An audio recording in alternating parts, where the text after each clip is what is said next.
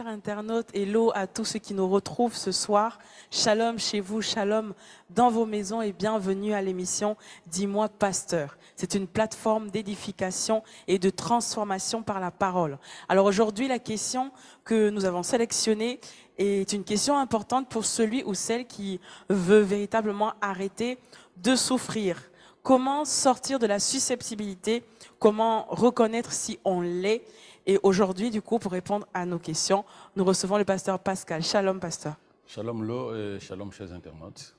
Merci encore une fois d'avoir accepté du coup notre invitation. Que le Seigneur soit glorifié.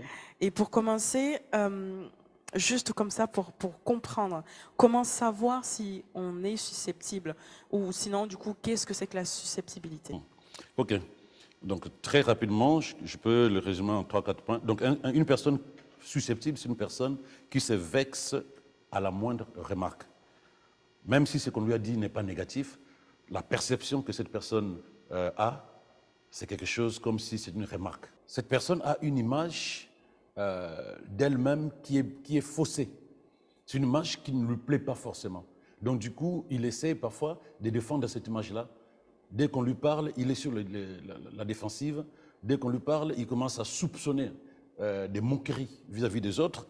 Et c'est une personne qui a toujours un sens, qui donne toujours un sens biaisé à ce qu'on lui dit.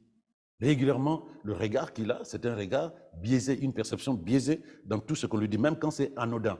Et que je peux encore dire, c'est une personne qui s'attache aux opinions de l'autre. J'appelle ça souvent, moi, c'est une personne qui vit par procuration.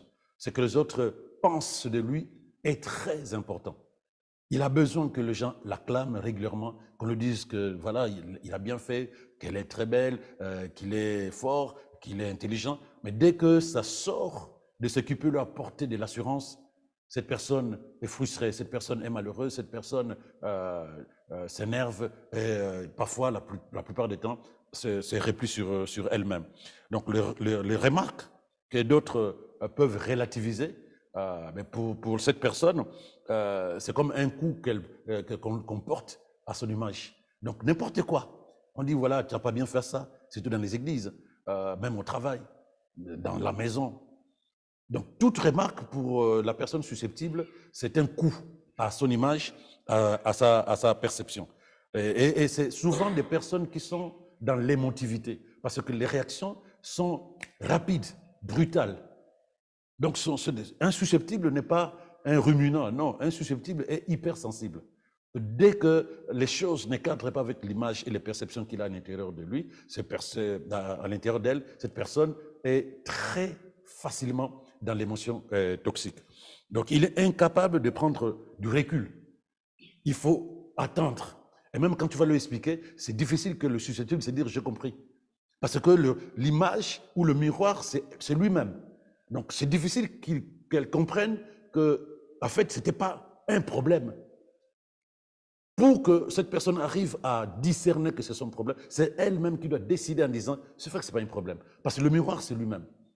Malheureusement, c'est ce qui est plus difficile. Et pour terminer là-dessus, c'est une personne qui, dans sa hypersensibilité, a besoin que les gens prennent en compte son fonctionnement et non pas qu'elle prenne en compte le fonctionnement des autres. Parce que la plupart du temps, devant un susceptible, ce sont les autres qui ont le problème. C'est très rare qu'un susceptible se dise « le problème, c'est moi ». Ce sont les autres qui ont un problème. D'accord. Donc, pour permettre à tous ceux qui nous regardent, à tous ceux qui nous suivent ce soir, de véritablement comprendre et de faire comme une sorte de diagnostic, tout simplement, quels sont les signes de la susceptibilité? D'accord. Alors, c'est vrai qu'il y a des susceptibles qui s'ignorent jusqu'à ce qu'on leur fasse comprendre qu'ils ont un problème de susceptibilité. C'est la facilité à la frustration. La facilité avec laquelle une personne se frustre. Ce qui peut faire plaisir, c'est-à-dire, ce qui peut être pris pour juste une plaisanterie chez une première personne, chez le susceptible, ce n'est pas une plaisanterie, c'est une attaque. Il se frustre et ce sont des personnes qui sont très rancunières. Ils ont du mal à lâcher prise.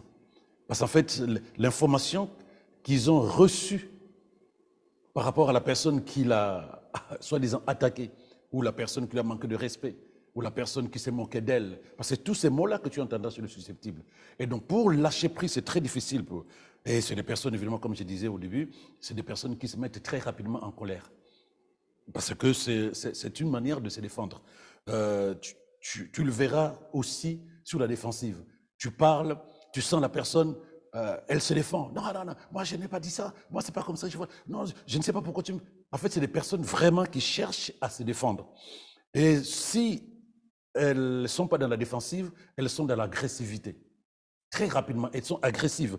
Des mots violents parce que la meilleure défense, c'est l'attaque. Le susceptible se sent attaqué. Il a besoin de se défendre. Et quand il sent que c'est pas bon, c'est lui qui attaque. Il attaque, mais c'est très facile de sentir la personne susceptible dans ses relations avec les autres. Il y a des petites querelles permanentes, des petites brouilles avec son entourage. Aujourd'hui, ils sont bien, demain, ça ne va pas. Donc, quand tu sens ça, tu dis non. Il y a forcément... Parce que quand tu poses la question à un susceptible ou une susceptible, non, elle a dit ceci, moi je n'aime pas ceci, moi je n'aime pas ceci, moi j'aime... Voilà. En fait, cette personne se sent constamment attaquée, que régulièrement, il y a des bruits, il y a des querelles avec son entourage. Et quand elle réalise finalement que ça continue, elle a tendance à se mettre de côté. Ah non, moi j'aime vivre seul, je n'ai pas de problème avec les gens. En fait, parce qu'elle réalise effectivement que à chaque fois qu'elle est en contact avec des personnes, les relations prennent un coup. Donc, elle va te dire, j'aime pas des problèmes. Donc, du coup, elle pense que la seule manière de ne pas avoir des problèmes avec les autres, c'est de se mettre de côté. Elle va s'isoler. Elle va s'isoler, elle va se replier sur elle-même. Donc, c'est parmi les signes qui peuvent amener n'importe quelle personne à se dire, tiens, la personne qui est à côté de moi est susceptible. On n'est pas susceptible par rapport à soi-même. On est susceptible par rapport au rapport humain qu'on a envers les personnes qui sont autour de nous. Parce que ce sont ces personnes-là qui parlent, c'est ces personnes-là qui nous regardent, ce sont ces personnes-là qui agissent d'une manière. Et leur regard impacte notre perception en tant que susceptible. Voilà ce que je peux dire là-dessus. Donc, comme je disais, pour beaucoup, une remarque, c'est un drame. Donc, ce que les autres disent devient un problème si ça ne cadre pas avec la perception qu'elle a des situations. Donc, tu peux lui dire, tiens, mais c'est pas bien ce que tu as fait, ça devient un problème. Jusqu'à ce qu'arrive à l'ONU, devant le tribunal pénal international, si tu veux. Donc, voilà. Alors, je suppose que c'est pas forcément un état dont on est fier. Non, je suppose qu'il y en a même peut-être qui ne savent pas qu'ils sont en fait dans cet état-là. Mais comment devient-on susceptible en fait? Comment on parvient à la susceptibilité? Est-ce que c'est une question d'éducation? Est-ce que c'est une question de... C'est vraiment, ça vient de loin, comme tu as commencé à le dire, c'est une souffrance à l'intérieur. Je ne pense pas que être susceptible, c'est normal. C'est une souffrance, parce que, on en parlera peut-être, les rapports envers soi-même et envers les autres est toujours cassé, biaisé, bloqué, détruit. Mais ça vient de loin, ça vient de l'enfance. Ça vient aussi de l'expérience négative sur le chemin de la vie. Donc quand je dis de l'enfance, il y a des parents qui sont très stricts envers leurs enfants. Ils ne savent pas. Ils estiment que c'est comme ça. Donc l'enfant n'a pas eu le temps de s'exprimer, de développer un caractère d'assurance. Parce que le susceptible, à cause de tout cela, n'a pas à 100% confiance en lui. Donc il y a des parents qui estiment que éduquer un enfant, c'est fais ceci, ne fais pas ça. Dis ceci, ne dis pas ça, reste là. Voilà. Et donc progressivement, l'enfant développe une susceptibilité qui va l'amener à ne pas avoir assez confiance en elle. Donc, en lui, c'est un garçon. Donc il y a d'abord cette chose-là d'éducation, comme tu as dit. Il y a aussi les autorités autour de l'enfant. Les autorités, comment cet enfant est-il éduqué? Parce que lorsque on écrase un enfant, on détruit la confiance, on détruit l'assurance. Lorsque l'autorité devient trop importante, la personne qui est en face de toi n'a plus confiance en elle. Il y a l'expérience de la vie à l'école, les moqueries de certains camarades de classe, parce qu'elle est trop ronde, parce qu'il est trop maigre, parce qu'il a un accent, parce qu'elle est louche. Des petites choses aussi banales que ça, qui vont progressivement amener l'enfant à se replier sur lui-même et à développer le manque de confiance, mais surtout l'agressivité pour essayer de se défendre. Parce que c'est la seule manière de se défendre, agresser les autres ou simplement se replier. Donc du coup, elle va développer, cet enfant va développer des perceptions sur le chemin de la vie qui vont l'amener à penser que tout le monde a envie de se moquer de lui, que tout le monde lui cherche des pouces sur la tête. Donc ça vient de loin, ça vient de loin. Les paroles même que nous entendons sur le chemin de la vie. Parce que tout le monde ne commence pas par être susceptible à l'enfance. Même, il y a des gens qui s'épanouissent, mais adolescence, j'ai parlé de l'école, même il y a des profs, des instituteurs qui ne sentent pas que leur manière de parler à un enfant peut générer de la susceptibilité, le manque de confiance. Donc ça vient effectivement de très loin. L'enfant en grandissant perçoit son entourage comme une sorte, un ennemi. Donc en grandissant, toute personne qui m'entoure, je dois me méfier. Cette personne va se moquer, personne va me dire des choses qui ne sont pas bien. Donc en grandissant, l'enfant génère une sorte de méfiance envers le monde et envers les personnes qui sont autour de lui. Et pire encore, cet enfant se dit, je ne suis pas à ma place dans l'entourage, dans l'environnement dans lequel je me trouve. Je ne suis pas à ma place. Donc, elle voit, je ne sais pas pourquoi je prends toujours une jeune fille, un enfant, mais il voit régulièrement des personnes qui ne sont pas des ennemis, mais comme des ennemis. Donc du coup, s'il n'est pas dans le repli de soi, s'il est obligé d'être en communauté, mais il va être timide. Sinon, il va être méfiant et éventuellement agressif et facilement frustré. Donc voilà. D'accord. Est-ce que on ne pourrait pas dire finalement que la susceptibilité découle du fait qu'on ait un manque de confiance en soi? Oui et non. Oui, parce que le manque de confiance qui a été généré, comme je l'ai dit, par l'éducation très stricte des parents, par les moqueries sur le chemin de la vie, par le manque de ça génère le manque de confiance en soi. Mais il y a des égocentriques, il y a des orgueilleux qui sont aussi susceptibles, pour la simple raison qu'ils ont une image d'eux-mêmes telle que lorsque tu leur fais une remarque, c'est comme si tu déchirais l'image qu'ils ont d'eux-mêmes. Donc ils ont besoin que tout le monde voit l'image qu'eux, ils ont d'eux-mêmes. Donc ce n'est pas forcément parce qu'on n'a pas confiance en soi, parce qu'on a les deux, que ce soit l'égocentrique, donc l'orgueilleux ou l'arrogant, que ce soit le timide ou le perturbé, celui qui n'a pas une stabilité à l'intérieur de lui, les deux ont un problème d'image. Le timide, il n'a pas confiance en lui, parce que son image est dégradée en lui-même. Voilà, comme si les autres étaient meilleurs que lui. Parce qu'en fait, pendant longtemps, c'est ce qu'on lui a fait comprendre. Pendant longtemps, c'est ce qu'il a cru comprendre. Et l'égocentrique, lui, il a une image de lui assez élevée. Donc, quand on lui fait comprendre que ce qu'il a fait n'est pas bon, on lui fait comprendre que ce qu'il est n'est pas forcément meilleur, il se sent trahi. Et donc, ces gens-là, eux, ils ne se replient pas sur eux. Non, eux, ils agressent. Ils deviennent frustrés, colériques, voilà, parce que tu as déchiré quelque chose qui était important pour lui. Voilà. D'accord.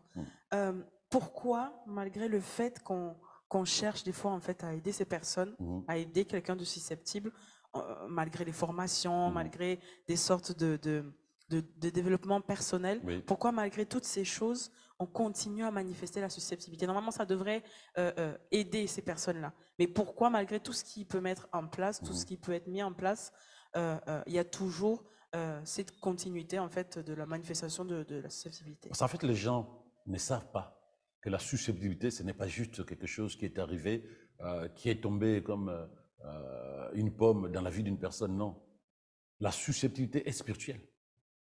C'est une forteresse spirituelle. Parce que les choses, le coach qui font le développement personnel, ou n'importe quelle personne qui peut donner un conseil en disant « Ouais, mais tu es trop susceptible, il faut te calmer, il ne faut pas toujours voir le mauvais côté des choses. » Mais la personne s'est dit « Je vais bien. » Mais il y a comme une impuissance à l'intérieur de la personne. Pourquoi? Parce que c'est vraiment spirituel. C'est une vraie forteresse spirituelle. Mais tant qu'on ne voit pas d'abord les choses de manière spirituelle, les gens ne peuvent pas arriver à se transformer, pour arriver à retrouver une certaine paix intérieure, une certaine sérénité à l'intérieur. Donc, c'est de ça qu'il s'agit. C'est vraiment une forteresse spirituelle. Ça ne va pas partir parce qu'il y a un coach qui est passé par là. D'accord, donc du coup, la susceptibilité ne peut pas partir grâce à... Du coup, pardon, excusez-moi, oui. La susceptibilité ne peut pas partir grâce à un coaching personnel. Non, c'est tant qu'on ne voit pas la dimension spirituelle, on va faire des choses à l'extérieur, mais la source, parce que le diable utilise la susceptibilité, il utilise la susceptibilité pour détruire une vie. La personne qui est toujours colérique est récutée. Ben, son chef lui fait une remarque, il va s'énerver, il va bouder, il va se frustrer. J'ai connu des personnes qui ont laissé tomber l'emploi parce qu'on lui a mal parlé au travail. J'ai connu des personnes qui n'allaient plus à la fac parce que simplement on s'est moqué de lui ou d'elle. Donc en fait, ça détruit la vie d'une personne. Et quand tu vois une vie en train d'être détruite, dis-toi que le diable est derrière. Voilà. Alors, tout à l'heure, vous avez parlé de forteresse spirituelle. Qu'est-ce que c'est qu'une forteresse spirituelle? Ok. En fait, le mot forteresse, ça peut être, ça signifie château ou prison. Mais il faut prendre, si on va dans la parole de Dieu, forteresse, il y a deux visions. Il y a la vision positive de la forteresse et la vision négative. Mais si je prends d'abord la vision positive, parce que une forteresse, bon, voilà la définition que je peux donner, c'est un lieu doté de constructions fortifiées pour défendre une ville. Donc c'est un lieu fortifié pour résister aux attaques de l'ennemi. Alors je disais positivement c'est quoi? Lorsque je lis dans 2 Samuel 22, la Bible dit que l'Éternel est mon rocher, ma forteresse, mon libérateur. Donc l'Éternel est ma forteresse. Il me protège. Je suis à l'intérieur. Il a érigé autour de moi une sorte de forteresse spirituelle qui me permet d'être protégé, d'être en sécurité quand le diable m'attaque. Donc ça, c'est le côté positif du mot forteresse. Mais le côté négatif, c'est une structure spirituelle qui emprisonne, qui réduit l'épanouissement d'une personne, d'une famille, même parfois d'une église. Donc, il y a des forteresses à l'intérieur de certaines personnes, des forteresses que l'ennemi utilise. Donc, dès qu'il récupère une vie d'une personne, il va tout faire pour ériger une forteresse autour de la personne dans sa manière de penser, dans son caractère, afin que cette personne ne soit plus à même d'écouter la parole de Dieu, afin que cette parole change la personne. Donc, tu vois un caractère, tu vois une manière de penser, tu vois une manière de percevoir les choses. Je te dis, mais ce n'est pas normal. Ce sont des forteresses spirituelles. En fait, la personne ne peut pas recevoir d'aide de l'extérieur. Elle ne peut pas recevoir d'aide de l'extérieur parce que l'ennemi érige une forteresse autour d'elle. 2 Corinthiens 10, versets 4 à 5, il dit ceci. Car les armes avec lesquelles nous combattons ne sont pas charnelles, mais elles sont puissantes par la vertu de Dieu pour renverser des forteresses. Et il dit, nous renversons les raisonnements et toute hauteur qui s'élève contre la connaissance de Dieu et nous amenons toute pensée captive à l'obéissance de Christ. Donc c'est un lieu fortifié, comme tu as dit, que l'ennemi érige autour de la personne dans sa façon de penser et il impose sa loi à l'intérieur. Quel que soit ce qui peut venir dehors, si ces forteresses ne sont pas renversées, cette personne ne peut pas être transformée et avancer selon la pensée de Dieu. Parce que la seule chose capable de pouvoir amener une personne dans la réussite de sa vie, c'est ce que Dieu a mis en place dedans. Or, un susceptible, comme je l'ai dit, qui se vexe en 30 secondes, qui boude, qui se frustre, qui estime que les gens n'ont pas, les gens ne l'aiment pas, cette personne ne peut pas vivre une vie épanouie dans sa relation maritale, dans sa relation avec les amis, dans ses relations à l'église, dans ses relations au travail. Cette personne verra toujours des ennemis partout.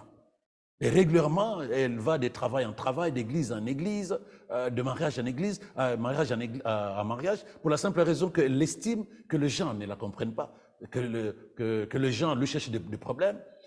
Au lieu de se tourner vers elle en disant, mais tiens, Ça fait 10 ans que je change d'église. Ça se fait 20 ans. J'ai déjà 2 maris, 3 maris. Est-ce que je ne peux pas m'asseoir pour me dire que ces gens-là ne se sont pas mis ensemble pour me chercher des problèmes, mais que ces gens-là ne sont pas forcément le problème, mais que le problème vient de moi et qu'il doit faire un travail spirituel à l'intérieur d'elle. Donc, c'est vraiment un vrai problème. C'est une vraie forteresse. Parce que quand l'ennemi récupère quelqu'un qui est dans cette ambiance-là, il ne lui permet pas de vivre en paix. Régulièrement, il est malheureux. Cette personne est malheureuse pour la simple raison que ses relations prennent un coup. Sa relation avec Dieu prend un coup aussi. Il y a toujours de susceptibilité, il y a toujours de perceptions biaisées qui vont l'amener à se dire non, je ne suis pas bien dans ce monde. Et ça va même très loin. Il y a ceux et celles qui peuvent se dire, je ne suis pas le bienvenu. Partout où je vais, les gens ne me prennent pas au sérieux, je suis mal considéré, donc du coup, non, mais je vais mourir. Et commence à penser suicide. Et oui, malheureusement, ça arrive parfois à ce niveau-là. D'accord. Comment, du coup, lorsqu'on est confronté à un tel comportement, je sais pas, que ce soit à l'église ou dans la famille, comment aider ce type de personnes? Comment leur venir en aide? Déjà, la première des choses, c'est discerner que la personne est susceptible. C'est très rare quand tu dis à un susceptible que tu es susceptible, la personne dit « Amen, merci, je reçois ». Non, on est toujours, c'est déjà un jugement que tu portes. Donc, il va encore se sentir attaqué. Il y a ceux et celles peut-être qui vont peut-être se dire « Ok, je vois de quoi tu parles ». C'est quoi une susceptibilité? C'est quoi être susceptible? Ah oui, on se vexe facilement, la personne commence à faire un bilan personnel, en âme et conscience, parce que là, cette personne a envie que les choses changent. Et quand cette personne comprend qu'elle est susceptible, au travers un certain nombre de, comme on a cité tout à l'heure, un certain nombre de faits, comment, comme on a dit, se vexer, se frustrer, tendance à se replier sur soi-même, agresser les autres facilement, ne pas avoir confiance en soi. Donc quand la personne se dit, ok, ça, sur 5 choses, je pense que j'ai 4, donc je suis susceptible. Maintenant, cette personne doit, apprendre à réagir par rapport à l'information qu'elle a. Je sais que ce n'est pas les autres, mais c'est moi qui dois travailler à l'intérieur de moi. Faire attention que tout ce qu'on me dit n'est pas forcément une attaque personnelle. Ce n'est pas que les gens veulent se moquer de moi. Donc cette personne commence à travailler, mais finalement c'est ça. Ça commence toujours à l'intérieur d'elle-même. Et ensuite, maintenant, nous qui sommes autour de la personne, nous devons aussi accepter que cette personne peut réagir au quart de tour. On va l'aider pour savoir que ce que je peux te dire en plaisantant, je ne dirai pas à notre frère ou notre sœur qui est susceptible de la même manière, tant que cette personne n'est pas totalement guérie. Moi, j'ai eu des moments comme ça, j'ai eu des moments comme ça où j'aime bien plaisanter dans l'église avec beaucoup de personnes. Je dis un truc ici, je taquine par là, je dis un truc ici, je taquine. Mais jusqu'à ce qu'un jour, une dame a demandé un entretien. Je croyais que c'est vraiment sur autre chose. C'est pour me dire, pasteur, je n'ai pas aimé comment tu m'as parlé. Oui, moi, je n'aime pas quand tu parles comme ça. Et c'est là où je réalise finalement qu'elle est susceptible. Parce que je le dis X fois chez plusieurs personnes, et ces personnes, c'est marre, d'autres, c'est marre pas, mais ben, ils ne prennent pas ça comme une attaque. Mais elle a pris un temps d'entretien pour me dire, je n'ai pas aimé. Et les jours sont passés entre-temps. Donc voilà, donc chacun travaille de son côté. Le susceptible qui réalise qu'il est susceptible, il doit commencer à travailler pour que tout ce qui vient du dehors ne soit pas des attaques. Et nous qui sommes autour, nous devons faire attention pour savoir comment parler à un susceptible, prendre le temps de parler. Mais j'ai toujours dit que le susceptible ne doit pas attendre que les gens du dehors se mettent tous ensemble pour dire comment on va lui parler. Donc le travail. C'est ce que voilà. J'allais du coup vous demander, est-ce qu'avec les susceptibles, on doit prendre des pincettes, on doit aller tout doucement, parce que, ou sinon il faut peut-être du coup aller complètement à contre-courant. Et comme on dit, en fait, on guérit, c'est brutal, hein, oui. Mais du coup, en fait, on guérit la maladie en injectant la maladie à l'intérieur de nous, oui, le virus en quelque sorte. Oui, donc, comment est-ce qu'il faut, en fait, du coup, voilà, se comporter finalement avec... non, mais quand tu réalises que la personne est susceptible. Je disais à mon fils, il n'y a pas très longtemps, son copain, il a un copain, ils étaient à l'école primaire ensemble, et depuis qu'ils sont au collège, c'est 2 fois qu'ils sont brouillés. En fait, que je sais qu'ils se sont brouillés. Et un jour, je prenais mon fils, souvent j'amène aussi son ami je le dépose et puis on revient à la maison. Et je dis à ce jeune homme-là, je demande à mon fils, mais tiens, il est où? Oh, il me dit, non, je ne sais pas, il était derrière moi. Et puis, en roulant, on voit les garçons. Je ralentis, il me dit, non, non, non, non, non, c'est bon. Donc, on rentre à la maison, je pose la question à mon fils, est-ce que vous voulez te brouiller? Non, non, non, sinon je lui demanderai demain. Donc, demain, jusqu'à il n'y a pas très longtemps, ils reviennent ensemble, les deux. Et ils montent. Et je pose la question au garçon, je dis, tiens, mais la dernière fois, pourquoi tu n'as pas voulu prendre la route avec nous? Et il me dit directement, non, on s'est un peu brouillé avec ton fils. Bon, quand il est descendu, je dis à mon fils, c'est ce qu'on appelle susceptibilité, parce qu'il m'a expliqué ce qui s'est passé. C'est vraiment de la susceptibilité. Mais il a quoi? Il a 10 ans. Donc il est déjà préparé à vivre une vie qui va être délicate, parce que les gens ne prendront pas des pincettes pour lui. Malheureusement, il est déjà parti dans un regard de perception biaisé de ce que quelqu'un peut dire ou quelqu'un peut faire le concernant. Donc non, on n'est pas forcément obligé, parce que c'est nous, lorsque nous réalisons que nous sommes susceptibles, on doit se dire, le monde entier ne va pas se réunir pour moi, pour dire comment on doit parler à telle personne. C'est pas possible. Parce que je quitte ma maison, j'ai eu des problèmes de susceptibilité et mes relations ont été dégradées dans la maison. Je vais au travail, ces gens-là ne savent pas ce qui se passe à la maison. Et je vais à l'église, je ne vais pas amener aussi ma susceptibilité. Donc en fait, ces gens-là ne vont pas se réunir pour moi. C'est à moi de fournir l'effort, de dire, je connais mon niveau de dégradation de mon image. Il faut que je travaille là-dessus. D'accord. On va revenir sur ce que vous étiez en train de dire tout à l'heure, vous parliez de forteresse spirituelle, Oui. et c'est vraiment, vraiment très important. Alors, quelles sont du coup les conséquences en fait de ces forteresses-là, en fait, comme notamment la susceptibilité, quelles sont les conséquences dans la vie d'un individu? Bon, la première des choses déjà, c'est que ça corrompt l'intelligence et le raisonnement qui est censé conduire la vie d'une personne. Quand on a un regard biaisé sur soi-même, une image biaisée sur soi-même, c'est qu'on a un raisonnement, une perception biaisée sur soi-même. Et tant qu'on a déjà une perception biaisée sur soi-même, c'est comme ce que dit la Bible. Gédéon lui dit vaillant héros, il dit non, je ne suis pas vaillant héros. Il a un regard biaisé sur lui-même, sa famille et tout le reste. Donc quand on a un regard biaisé, une perception, j'allais me dire des perceptions erronées sur soi-même, ça va dégrader la vie d'une personne. Ça, c'est très important, parce que les gens n'arrivent pas à grand-chose dans la vie quand ils sont susceptibles. Parce que, comme je le disais, c'est un outil que Satan utilise pour détruire la vie de quelqu'un. Parce que le susceptible, il va détruire ses relations humaines. Régulièrement, c'est des personnes qui essaient de s'accrocher aux autres, mais malheureusement, ça ne marche pas. Dès le moment où ils ont un regard biaisé sur eux-mêmes, ils ont tendance à vouloir plaire pour que les gens leur donnent, moi j'appelle ça vivre par procuration. Ils estiment que les autres doivent acclamer tout ce qu'ils font. Mais quand ils voient que ce n'est pas le cas, ils se sentent trahis, ils se sentent malheureux, ils se sentent floués et ils se replient sur eux-mêmes, ils commencent à bouder, ils commencent à se frustrer. Donc ça détruit les rapports humains. Or, la vie que nous vivons tous les jours, c'est une vie relationnelle. Donc un susceptible, il est comme un hérisson, tu ne sais pas comment le tenir. Tu tiens en haut, ça pique, tu tiens en bas, ça pique. Comme je dis souvent, tu lui dis, tu es belle aujourd'hui, c'est un compliment.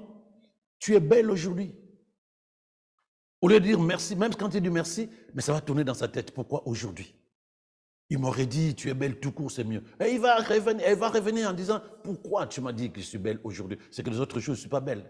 Donc, c'est des difficultés, mais ça détruit les rapports humains. Ça détruit les rapports humains et puis ça détruit aussi sa progression spirituelle. Ça détruit sa progression spirituelle parce que ce soit dans le mariage, que ce soit au travail, que ce soit dans la société, cette personne spirituellement qui n'a pas une assurance sur elle-même, la parole a du mal à entrer dans son cœur, la parole a du mal à demeurer profondément à l'intérieur d'elle, cette personne aura du mal à se transformer, à s'épanouir spirituellement. Parce que cette personne ne vit pas par rapport à la parole de Dieu. Cette personne vit par rapport à la parole qu'elle entend venant des hommes. Donc du coup, surtout que c'est une forteresse, la parole aura du mal à intégrer son esprit pour transformer sa manière de penser. La vie change parce que nous changeons notre manière de penser. Nous prenons de bonnes décisions parce que les décisions que nous prenons sont impactées par la parole de Dieu.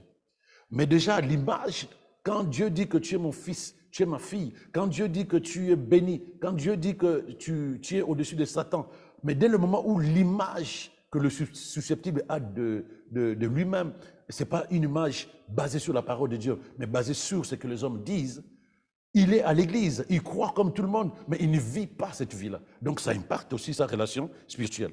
Vous savez, il y a quelque chose qui s'est passé dans la Bible, je ne sais pas, c'est en méditant un jour que j'ai découvert que peut-être Moïse était susceptible. Parce que Dieu lui dit dans le désert, pour donner de l'eau aux enfants de Dieu et aux enfants d'Israël, tu vas parler à ce rocher devant le peuple. Donc tu dis au peuple, venez, mettez-vous là. Et toi, tu parles au rocher pour que le rocher te donne de l'eau. Lui, comment il a compris ce que Dieu lui a dit? Il appelle le peuple, venez là. Il dit, vous, le peuple rebelle, vous croyez que c'est cette pierre que l'eau va sortir? Il a tapé 2 fois, il a frappé 2 fois sur le rocher, et le rocher a quand même pu sortir de l'eau. Mais entre ce que Dieu lui a dit et ce que lui, il a fait, on sent quelqu'un qui n'a pas bien perçu ce que Dieu lui a fait comprendre. Est-ce que c'est parce qu'il avait la pression du peuple, donnez-nous de l'eau, ou parce que Dieu lui a demandé quelque chose qu'il estimait qu'il ne pouvait pas faire, je ne sais pas quoi. Mais quoi qu'il en soit, il a perdu son Canaan à cause de ça. Donc il y a des choses comme ça qui font que la relation avec Dieu peut se trouver dégradée dans la vie de quelqu'un qui est susceptible. Voilà.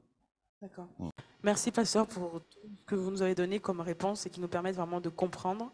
Qu'est-ce que vous pouvez dire à tous ceux qui nous regardent ce soir et qui ont véritablement besoin de sortir de cette forteresse? Parce que des fois, je pense que ceux qui sont en train de nous regarder doivent se dire, mais oula, mon Dieu, je ne sais pas comment sortir de là. Est-ce que c'est fini? Est-ce qu'il n'y a pas de solution? Est-ce que c'est écrit et ça restera comme ça? Comment finalement, en fait, renverser toutes ces forteresses et finalement, en fait, être libre? Parce que j'ai l'impression que c'est une sorte de prison. C'est une prison, Dans laquelle prison. on est, dans laquelle on ne peut rien recevoir, même pas d'aide, même pas de parole. Mais en fait, c'est vraiment comment sortir de cette forteresse. Gloire à Dieu. Quand tu dis est-ce qu'il n'y a pas de solution, j'ai dit gloire à Dieu parce que tout ce qui est spirituel a une solution spirituelle. Et c'est ça que toute personne qui se sent concernée par la susceptibilité doit se dire, tu es capable de pouvoir. Parce qu'en fait, tout ce qui est dans le caractère d'une personne, ce sont des forteresses. En tout cas, quand ce n'est pas pour la gloire de Dieu.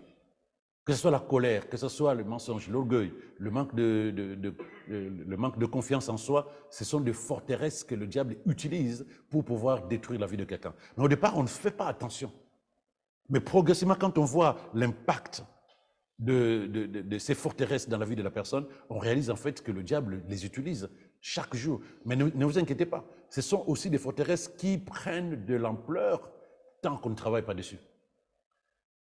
Chaque jour, on devient plus susceptible. Chaque jour, on devient plus colérique, irritable. Chaque jour, on a la facilité de se frustrer.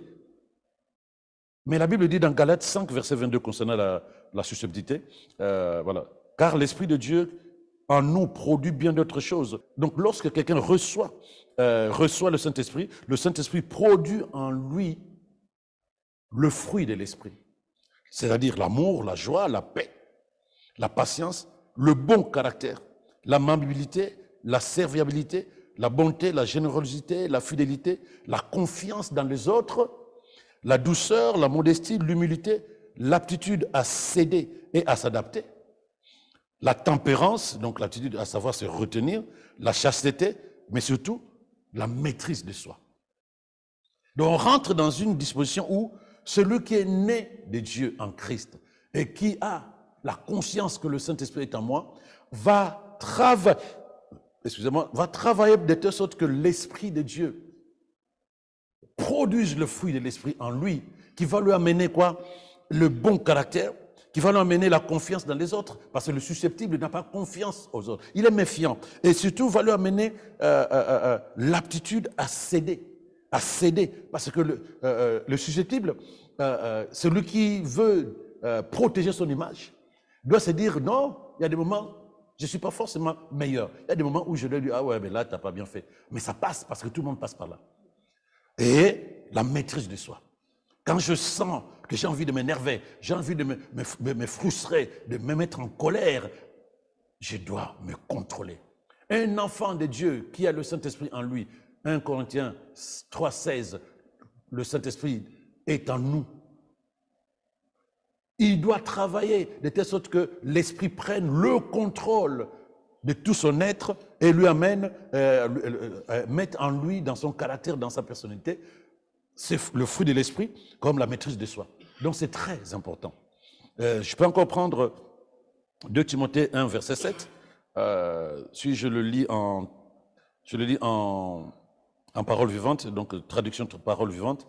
Il dit ceci, car ce n'est pas un esprit de timidité et de lâcheté ou de défaitisme que Dieu nous a donné, mais un esprit de courage, d'enthousiasme. C'est un esprit actif et d'amour qui rend fort et plein d'amour. Il nous donne le jugement saint et une parfaite maîtrise de nous-mêmes. Il nous donne le jugement saint. Donc, je juge les autres avec un regard saint. Quand saint, ce n'est pas sainteté, mais saint, S-A-U-N. Donc, j'écoute les paroles des autres sans méfiance, sans chercher, sans prendre ça au premier degré, comme on dit.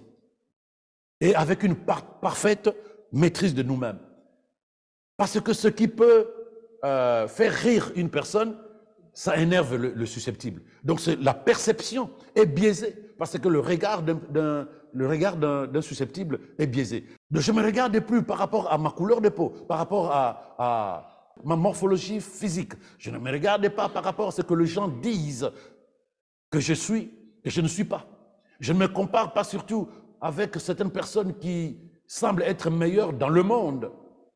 Ah, elle est très belle. Moi, je ne suis pas comme elle. Ah, il est très fort. Moi, je ne suis pas comme lui. Non, on ne se compare pas. Le susceptible qui n'a plus une image intéressante de lui-même va chercher à voir les autres comme meilleurs que lui. Que ce soit physique, que ce soit au niveau intellectuel, que ce soit dans la manière de parler, la manière de marcher, de s'habiller. Mais quand on est enfant de Dieu, on bypasse tout ça. On se voit comme Dieu me voit. Il faut que je l'accepte. Si Dieu m'a créé, il a dit, tu es une créature merveilleuse. Je n'ai pas besoin d'attendre que les autres me disent, ah non, tu n'es pas beau, ah non, tu n'es pas... Voilà, non. Mais parfois, on oublie qu'on a des trésors en soi. On pense que les autres sont meilleurs que moi en tout point de vue. Mais il suffit de bien se regarder en disant, mais oui, physiquement, ça me dit que je ne suis pas beau parce que j'ai des yeux qui louchent, mais je suis intelligent, je suis meilleur en maths. Donc c'est quelque chose qui peut m'apporter de la crédibilité, de la louange. Mais il faut déjà s'accepter tel qu'on est.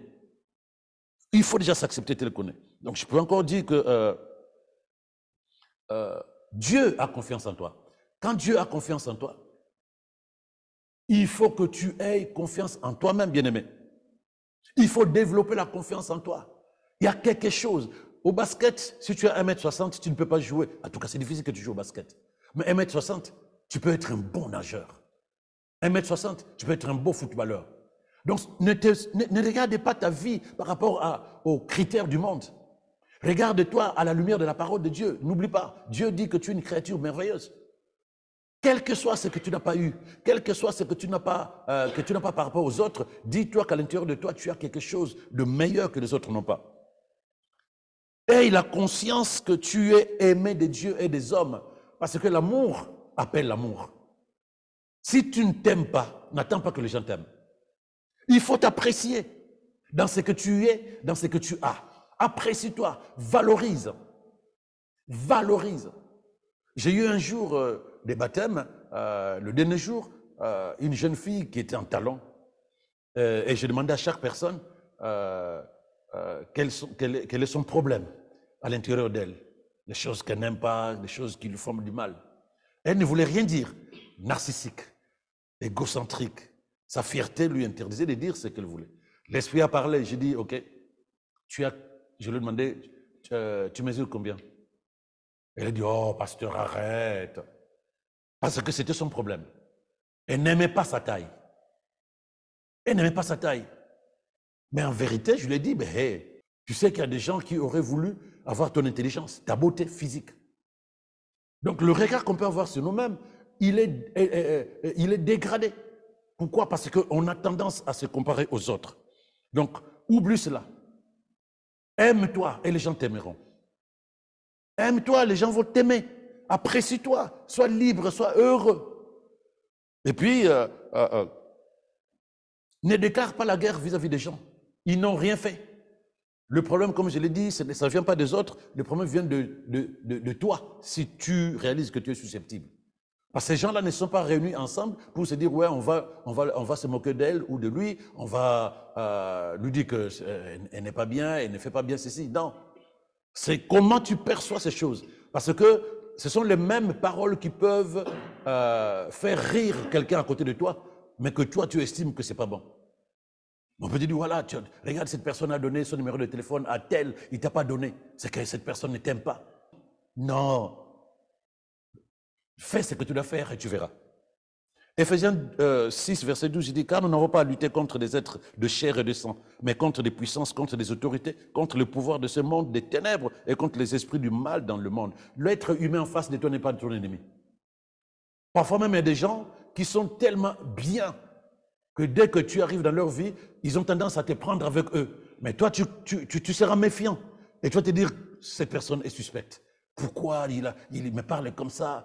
C'est comme si il veut créer la familiarité avec moi. Et tu commences à te protéger. Parce que tu n'as pas confiance aux gens. Mais tu perds une bonne relation qui peut te propulser, que Dieu peut utiliser pour t'amener loin. C'est des choses aussi tristes comme ça dans la vie du susceptible qu'il faut enlever. Donc, et la colère, ça ne sert à rien. Je prends un dernier exemple dans la Bible, c'est Caïn et Abel.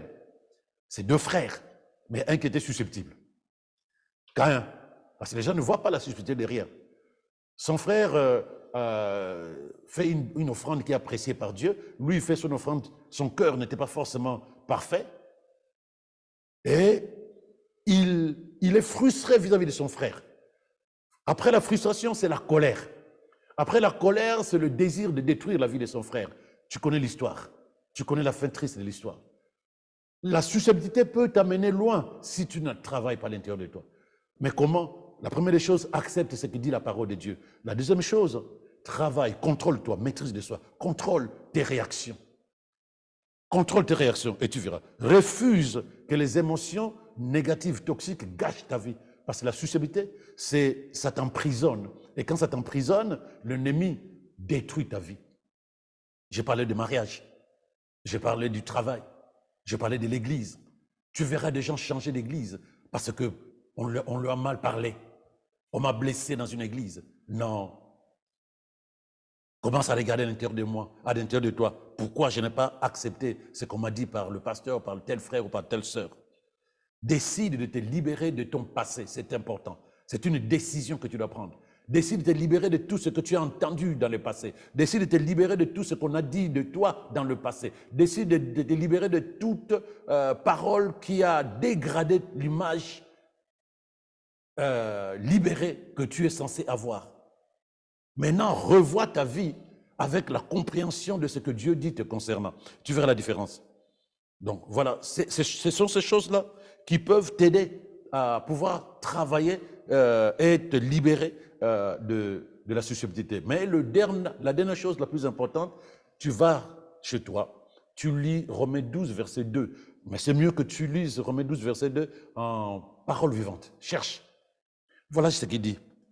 Ne vous coulez pas simplement dans le moule de tout le monde. Ne conformez pas votre vie aux principes qui régissent le siècle présent. Les principes que tu n'es pas beau, que tu n'es pas belle, que tu es court, que tu ne parles pas bien, que tu as un fort accent, mais voilà. Ne copiez pas les modes et les habitudes du jour. Ne cale pas ta vie par rapport à ce que tu vois. Parce que quand tu n'as pas le moyen d'être comme à la télé, comme la sœur X, comme le frère X, tu vas te sentir mal.